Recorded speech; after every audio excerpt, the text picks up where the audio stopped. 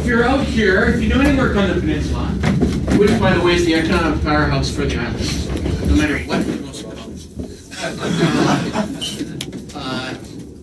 ostensibly outside of the ferries and outside of the airport, there are three key industries that are drivers here. That being advanced manufacturing, and we have regular guests for advanced manufacturing. And we will continue to do so. Retail, obviously retail. And the third one, which is a surprise to many, is the small craft marine sector. And we go, whatever, boats? Those boats are all over the peninsula within multiple marinas, house dozens and dozens and dozens of businesses. Hundreds and hundreds of employees, tradespeople all over the map. They're not good numbers on the size of this industry. We have to change that. But according to some figures, let's say within the last half dozen years, about generating about $500 million in revenue. Not bad, eh? Not bad. Key representatives out there.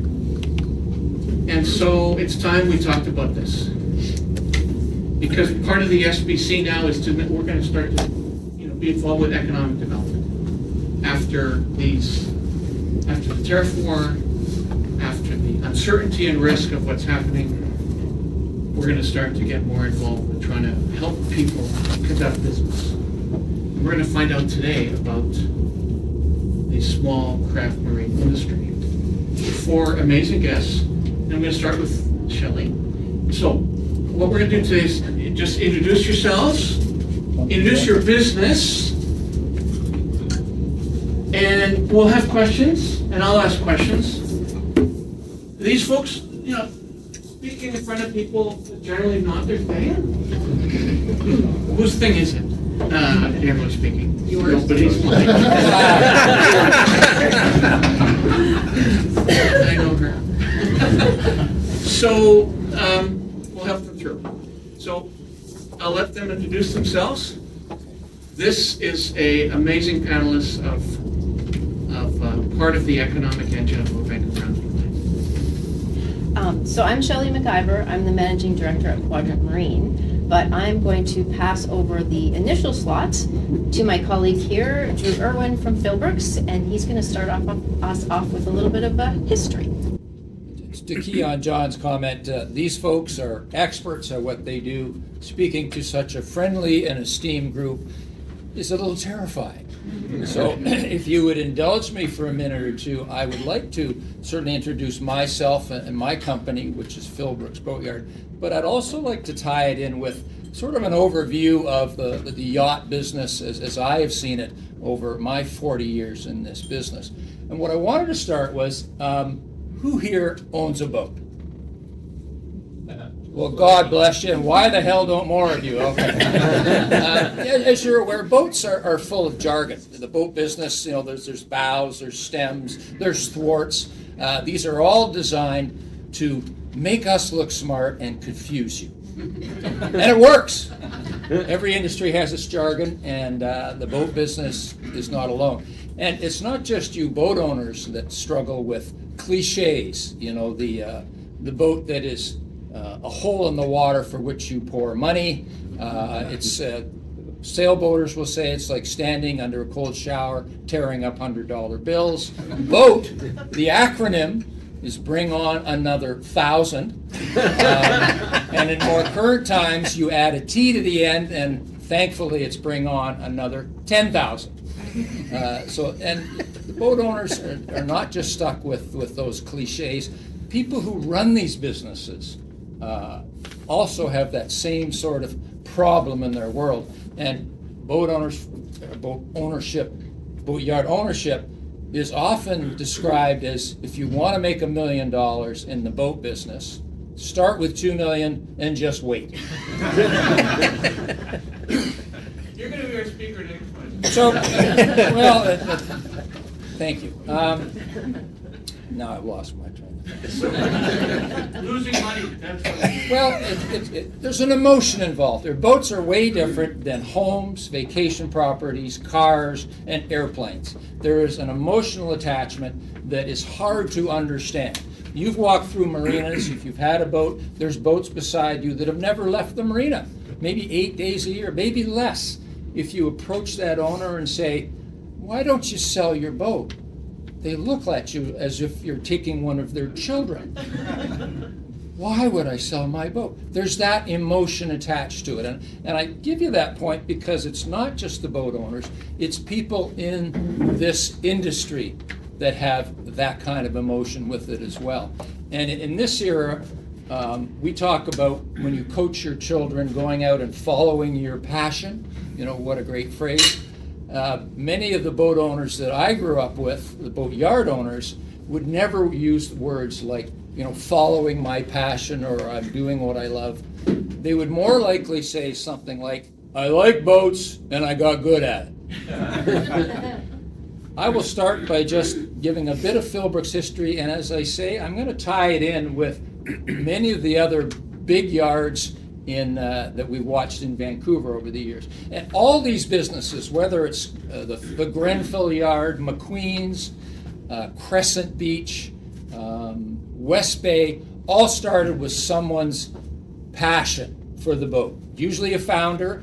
The guy is often a hard-working guy, or woman, pardon me, is often a taskmaster, and they have built a career building this yard. Philbrook started the same way, 1955. The esteemed Eric Philbrook started on Harbor Road doing a bit of fishboat work, building the odd yacht, and developing this business along the way. He handed it off to son Barry, as many founders often do. Barry found after a while it wasn't quite as easy as he had hoped. They downsized the business and sold it to a local, Don Doby, who had a partner. And that little 12-person business, through the heyday of the 60s, quickly grew to 160 employees, 4 locations. They built over 200 boats in that period of time, and things were just hopping. Huge supplier, huge employer in Sydney. The other boatyards in Vancouver, the ones I've just mentioned, went through the same thing. Huge growth, hired lots of people, trained lots of people, highly successful, built a great reputation. As the 60s wound down, unfortunately, Philbrooks and many of these builders watched their businesses collapse to a large extent. We lost 3 or 4 of those big businesses towards the ends of the 60s as well. Some that kept going, as Philbrooks did fortunately, got into the 70s, and things were not bad for a little while. The technology changed. There was the move from wood to fiberglass and eventually into steel and aluminum, but fiberglass started to take over. And again, this happened all over BC, state of Washington, you know, as well in the neighborhood. I'm just going to remind myself of a couple of things here. There we are. So after that era in the late 60s, the 70s, things kind of clicked along. Not much happened for a little while. Philbrooks changed hands. That's what sort of separated us, is so many of these businesses stayed under the founder or stayed under the family. My esteemed father, we grew up in Ontario. He was relocated to Edmonton, which was affectionately considered the Sahara of Canada. So to get his boating fix, started coming to the west coast here and discovered Little Philbrook's Boatyard. And strangely enough, there was an article, this was around the time of Expo, in a local magazine, and it said Sydney, Boat City. And it featured 3 little businesses. Philbrook's was one. Bent Jesperson, a Dane who came over and started his yard, actually worked around. Obviously, Sydney attracted him. And also an esteemed Peter London, who you may recall, a Royal Navy trained shipwright, was attracted to Sydney, and he started. This stupid magazine article is what sold my father and I on buying Philbrook's Boatyard and coming to Sydney and going from there. this was the start of a pretty good time. The business at that point was only about 18 employees. It had suffered the big growth. It had suffered a major loss. My predecessor tried to simplify it, got largely into the repair business, built it up, tried to keep it neat and tidy, really started to work on quality and build the reputation of the yard again. For the early 80s, it was kind of interesting. All the boat companies did okay for a little while, and then came the heady 90s. The 90s, all across BC, state of Washington, things really took off. Philbrook's in particular, starting in about 95, doubled its staff every 6 months for 2 years. When you're in the repair business and you go from 30 to 60 to 120 to 240 employees, as we did, it's a frickin' nightmare. It's interesting and it's fun, but it was, and of course, we assumed that was never going to end. As did the yards in Vancouver. They were going up to 600-700 employees. They had a 3 years worth of backlog, and things just looked spectacular. We thought, no end in sight.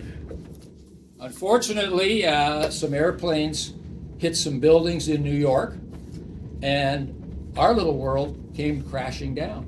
Most of the businesses, including Philbrook's, had a bit of a pipeline, so it didn't fall out in 2020 or 2000, but we had about a year or so before so many of our businesses collapsed. Our personal experience, we lost 80% of our revenue in 6 months.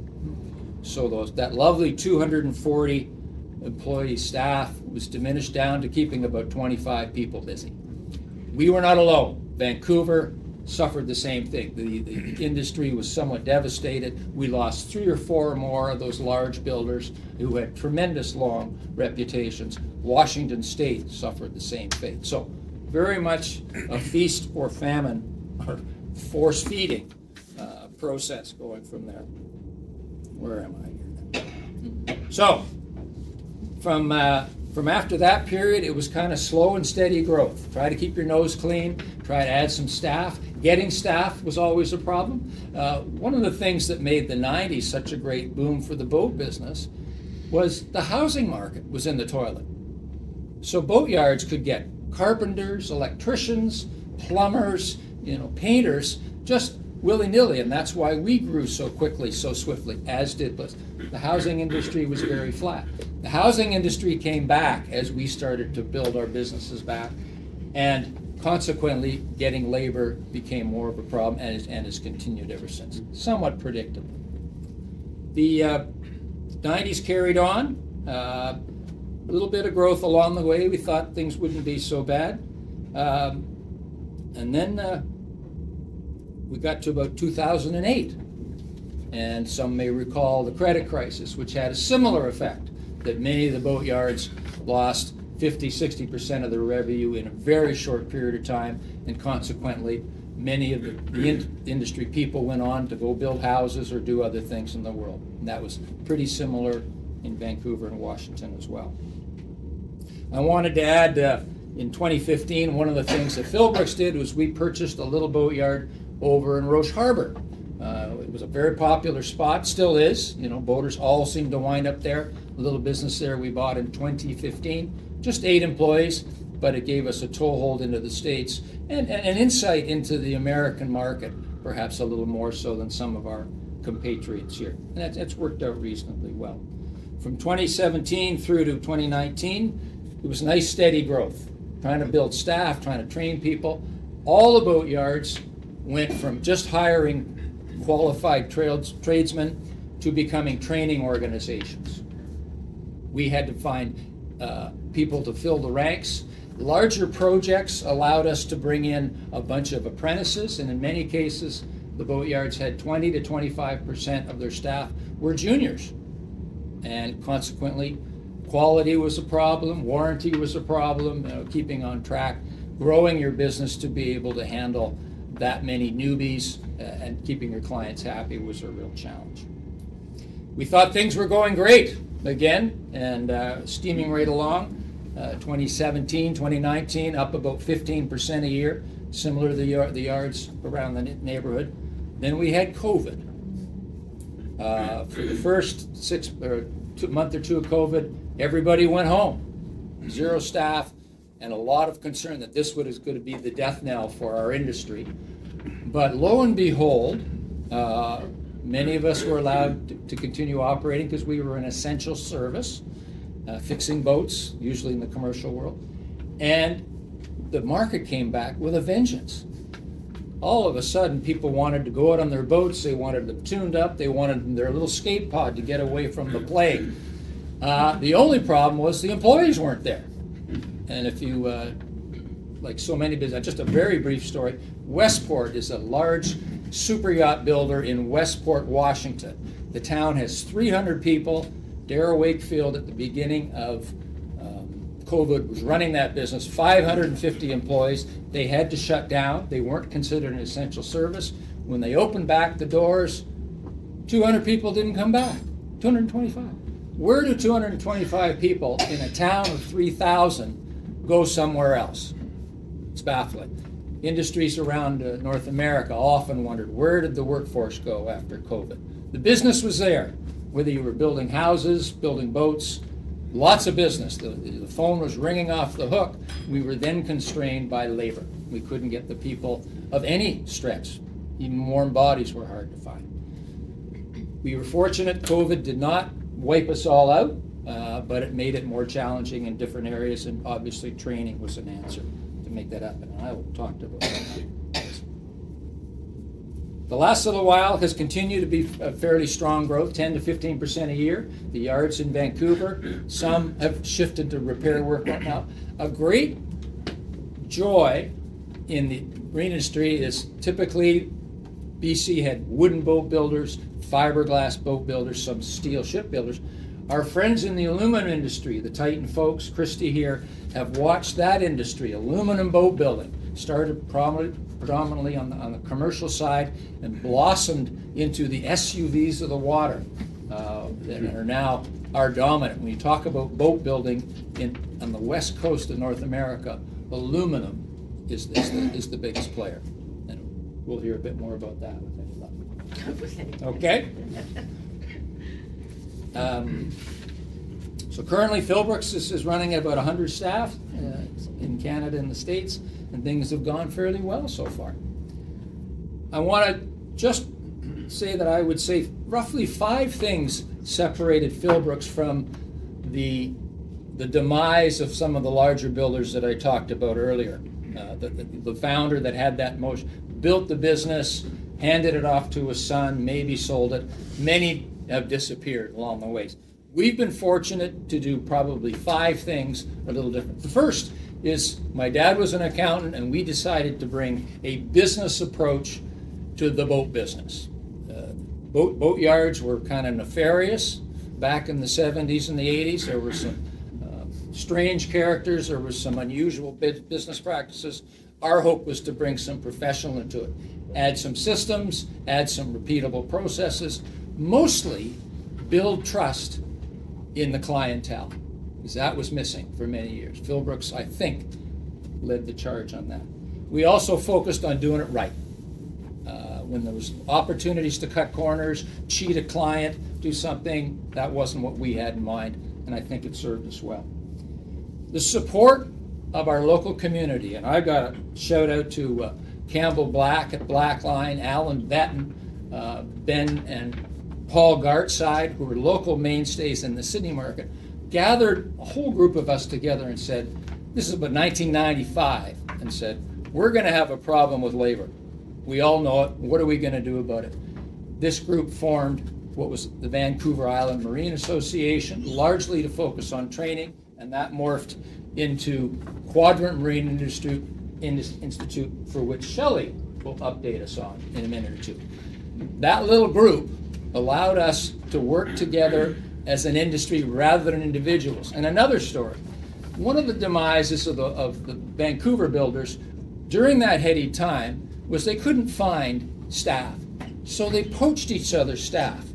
You know, the fairing crew at Crescent would go to the bar one night, and 2 days later they're working at McQueen's for 50 cents an hour more. And the owners of those businesses hated each other for that. rightfully so. Consequently, that was part of their demise. They did not work together as Sydney did in the downturn to try to make their businesses go. We tried to get them together. We reached out with various things. And through Quadrant training and other things, we think we've managed to get a better community. So the community here in Sydney, with many of the folks I've just talked about, was a huge part of it. How would I adjust here? Please. And we'll change the format a little bit. Which of you three are like compelled to tell a story? If you're not, Definitely not. okay. Gavin might be. You don't have to. You're done right over. Just introduce yourselves if you want to say something. Otherwise, we'll go right into questions. Because at 8:30 we have a hard stop.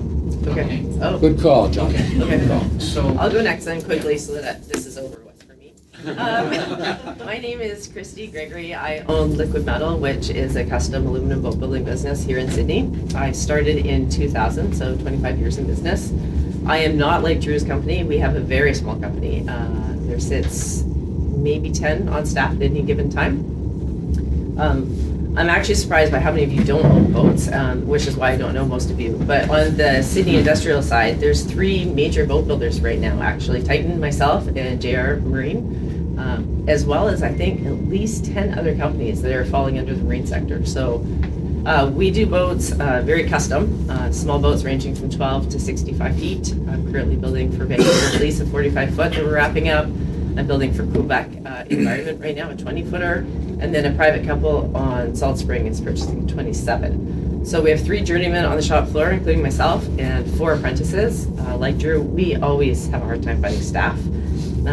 We do tend to work together really well, though. When I was doing a 65-foot project, I could not fulfill the need for staff, so I called all of my friends, who luckily are still all in the industry, and they all worked a second shift for me when they got off work at their jobs. And then I actually tied up with another company at the time that's called Keeler Metals, and he helped me take on half the project. So it was a community effort. When I said I would do the project, I had no idea I was not going to find the people I needed for it. So I think on our side of industry, and John and Jennifer know as well, it is really hard to find people, and we can't steal. Like, for all I'd love to walk into Titan and be like, can I have your staff? I can borrow, but I can't steal. So I think working as a community is pretty important for us, and I think we're just really lucky that the community is so big. As Gavin and I said, we didn't know about industry before we started, so. that's fabulous. Yep. Great, thank you.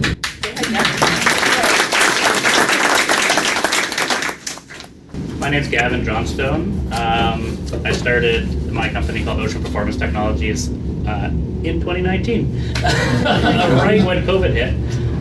But I think, kind of touching up on what Drew said, before I talk about my company a little bit, I think really what helped my company kind of be as successful as it has and led me to where I am now, we just kind of hit 5 years, which is exciting, was the community, really, and the support of everyone in the community was incredibly helpful through mentorship as well. And Shelley will talk about Quadrant and the path through Quadrant. So incredibly community minded, which is amazing, and I think which really holds us all together and helps us all excel and push each other. Cool, thank you. Try and be better. But my company is quite specialized. We specialize in electrical and electronics on yachts. So everything from simple power systems all the way up to incredibly complicated power systems, navigation, electronics, radars, communication, satellite communication. We're really on the tech side of yachts. So we bring a lot of that into boats and service it, install it, design systems. And yeah, that's where we really excel. Thank you. Okay, so I invited this group of panelists to hang out up here with me today because they represent the range of what the industry looks like right here on the peninsula. We have a long-standing large boat builder and repairer. We have a quarter of a century in very specifically aluminum boat building, but that means everything in a boat. And we have a 5-year-old very specialized company in electrical and electronics. And this is just a dabble into what this industry looks like here on the peninsula. Super quick, we have space on this peninsula in a 5-kilometer arc from the ferries to Sydney for 5,000 boats in the water and on the hard. There are more than 100 companies in that small half circle that just do marine and do boats. We have a homegrown apprenticeship training program that Drew was part of and Philbrook's is a shareholder in, that started in 1996 right here in Sydney, that has now grown to Vancouver, Up Island, Nova Scotia, and Bellingham, Washington. So for those of you who don't look around and say, where do we live? We live on a peninsula surrounded by water. Seaham Harbour used to be one of the biggest harbors with the most boats in it, like back in the 50s and 60s in the province. We are this natural hub of marine, and I find that out here on the peninsula, not that many people really think of us that way. Gavin and Christy are both graduates of the program and now put apprentices through this program, and yet when they were young, they didn't know that this industry existed here. So John is helping us to promote the industry. Quadrant now, 30 years later, we still run our apprenticeship training program. It's a 4-year journey person ticket in marine service. We have a management training program specific to marine for marine service managers, and we run pre-employment training for youth to bring people into the industry to try to help solve some of the labor problems, and the same problem where we don't necessarily have youth that know about this industry even though they live right here.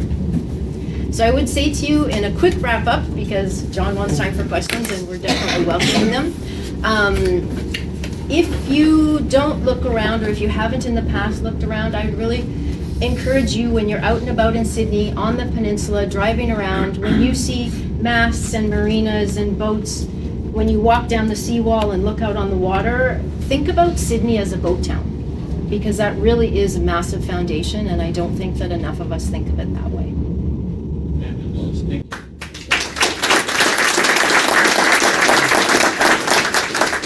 Questions? I'm sorry, it might not be short. So I didn't realize that one of the things that we just started doing when Rick Sidden, who's the general manager of Port Sydney Marina, came to us in May and said, oh, I want to have a market at Port Sydney Marina. And I'm like, you're crazy.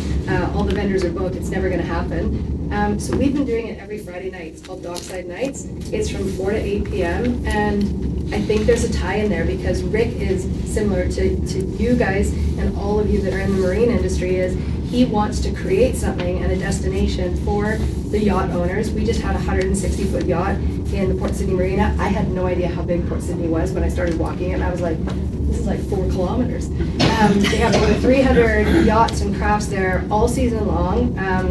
40% of the owners are heading back at the end of September, early October to the United States, but it's been such a pleasure meeting them, and I think we could really do something, and I'd like to invite all of you. And this Friday is not happening because there's a movie shoot down there, but on the 19th of September we have 2 more. We have the 19th and the 26th down at Dockside, and I'd like to invite any of the marine operators or craft operators or electricians. You were speaking of all the digital and the electronics and that. My daughter worked on Elisa and Invader for 5 years, 2 of the super yachts, and did a lot of that stuff. And I think it's a great opportunity to connect the community. So September 19th, if you reach out to John, I'm happy to have. reach out to you. I don't have a card with me. So okay. John can connect us, and I'd like to invite you, like no charge, just to come down and set up and just, we have the big tent down there if there's inclement weather. And then on the 28th of September, we're doing a community thank you for all of Sydney, between Port Sydney Marina, the Sydney Market. Kelly, we got it. Sorry, yeah, so everybody's invited on the Thank you. 28th, but I'd like to invite you down. I think there's some synergies there that we can connect with the otters. Hi, I'm Terry Oaken from Town of Sydney. So I think what you've done, my background was in training and development, so I think what you've done with your industry is great. My question is about how does the training that you offer compare to, I know there's marine-related training at Camosun through BCIT, and does that relate at all to your sector, or is that completely different? I think think that it relates absolutely. So in the marine industry, we have this joke that it would take 4 lifetimes to learn everything that you would see in a boatyard at a marina, to actually master all of it. So one of the things that happens is we take from other trades, but then we have to teach them marine on the job. So what the Marine Service Technician Apprenticeship is all about is this is the apprenticeship where people come and learn about boats, and not just one little part of it, but the whole boat. Because all of these tradespeople work together as a community, and the work of one specialized person can really impact another tradesperson's work on a vessel. So what happens largely at Camosun, and a lot of what's done at BCIT and North Island College, those are operator training, so the SVOP programs. If you want to work on the ferries or you want to have Transport Canada certifications, those operator programs are operational in many different colleges and spaces. There's only one other apprenticeship program at BCIT that is marine specific, as in tradesperson marine specific, and that is marine mechanical, and it is dedicated to small engines and outboards.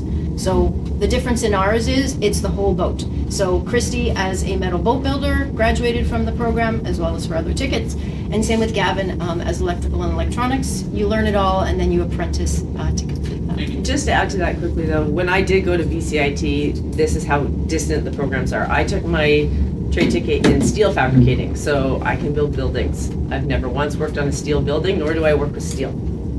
It wasn't until I came this way. So that was the closest that they could offer at the time. Thank you. Go ahead. 2 more questions and we're done. 20 years ago, I heard a nasty rumor that BC Ferries had more ships than the Canadian Navy. I don't know if that was ever true, but as we all know, BC Ferries procures their ships either from Europe or more recently, it appears, from Asia.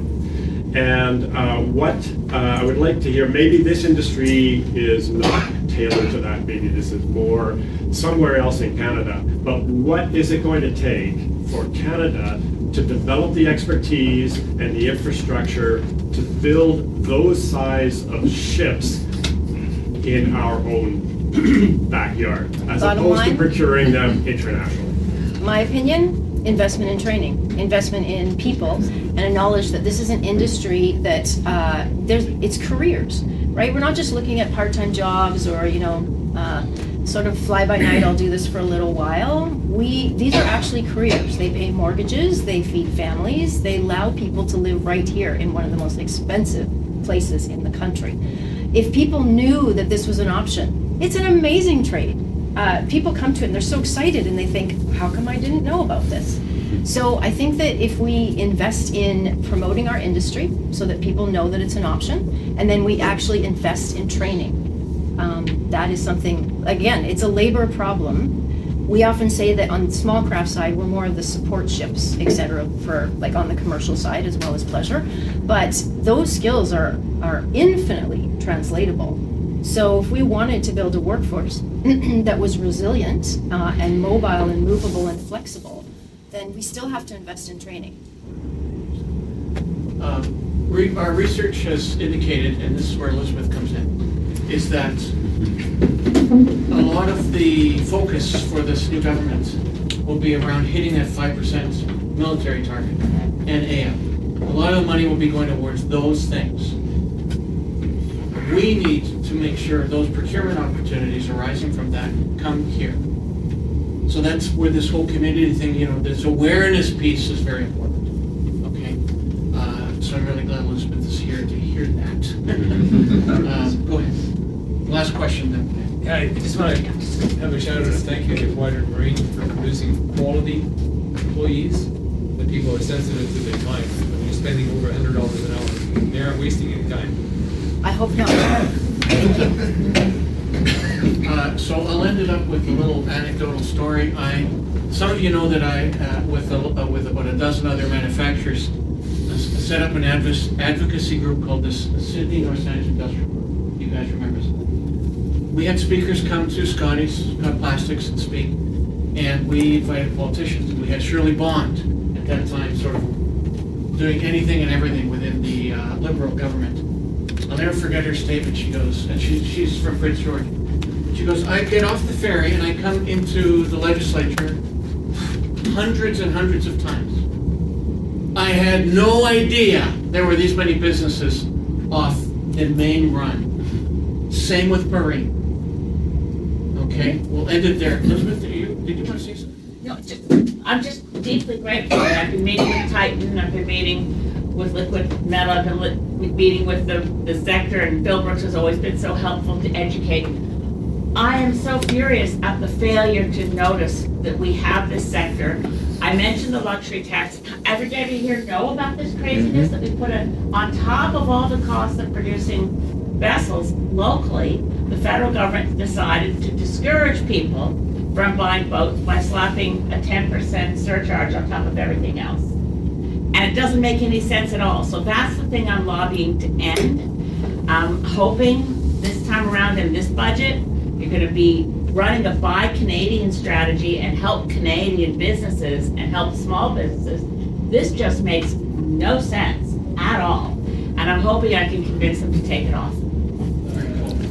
John, you so much. just one comment. No, we got no. Sorry, One John. comment. John. No. This goes to the side of the industry. Kirk Patterson I met in Japan years ago. He parked his steel-hull boat at Deep Cove Marina. He sailed solo across the Pacific and around Japan, and he now lives in Japan. So he knows the Japan marine industry and here. And in his view, the recreational marine industry is larger in the Saanich Peninsula than it is in Japan. Cool, thank you. One last short story. My husband wants to sue me for breach of contract because it wasn't until after we got married. He said, "Honey, I married a politician. I figured you'd have a slush fund." This is why I don't have a boat. I'm sorry. You stand for